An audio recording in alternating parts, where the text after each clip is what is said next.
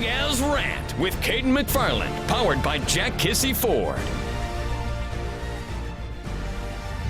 And welcome to the Rant, everybody, with Cayden McFarland and Al Jerkins. We're at halftime of Seattle and Green Bay as the NFL season gets underway. All right, now we're going to be here on each and every Sunday at halftime on KJRH.com and the Channel 2 app. And our first subject we want to rant about today, the Joe Mixon tape seen by the media today.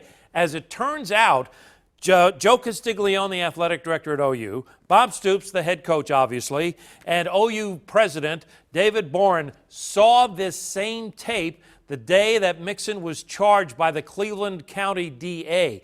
Immediately, David Boren made the suspension.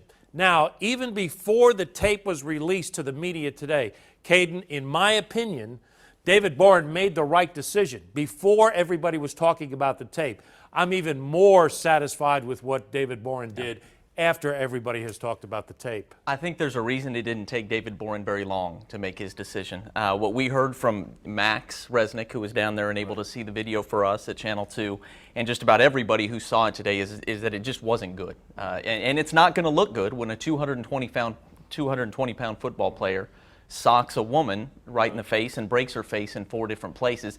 To me, it was a no-brainer to suspend him for the season. I've been blown away by some of the Sooner fans out there who have called talk radio stations in Oklahoma City and even here in Tulsa defending this kid to the extent that they have. To me, it's a no-brainer you suspend him for the season at least. And I'm not going to sit here and act like I'm Joe Attorney. Now, I prepped in Perry Mason. I majored in law and order, but that's the extent of my law. Yeah. But if I'm the defense attorney, I do not want this tape, according to what everybody witnessed, I would not want this tape to be shown in court. I don't even understand where the legal argument comes into play. It's not like as long as the law says it's okay, or you're not going to jail, that you get to play for the OU football team. That's a privilege and not a right.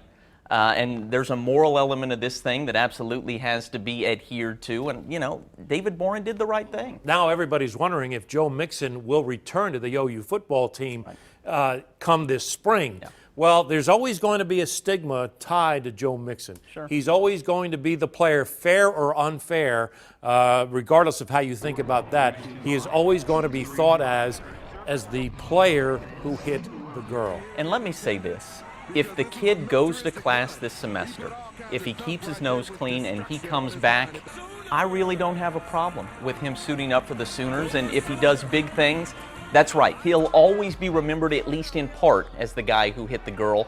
But he's also, if he has a fantastic career and keeps his nose clean, going to be remembered as a guy who paid his time. And then there's a redemption element of the story.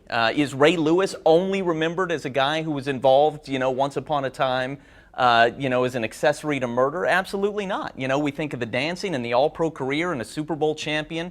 There are plenty of guys who have done things in their career that absolutely they should regret and should do some time for, who have redeemed themselves. Joe Mixon, that's absolutely possible for him, and I hope it happens. We talk about stigmas staying with a certain person, but this is also a country of second chances. Absolutely. So obviously this story will continue to unfold. I just thought it was interesting that we learned today that the OU higher-ups got to see the tape the day that he was charged, and they made their decision based on what they saw on the video.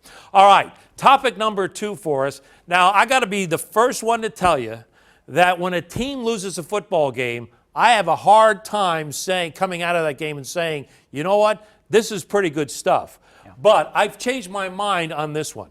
Oklahoma State played great against Florida State. They were the defending national champions.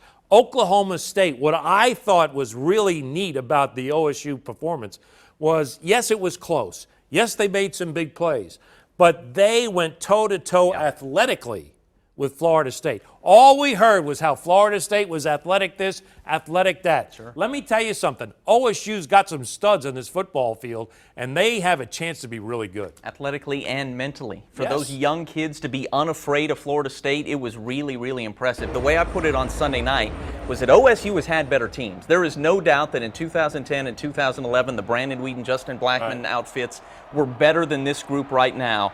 But I don't think the program's ever been in better shape if you look at it big picture.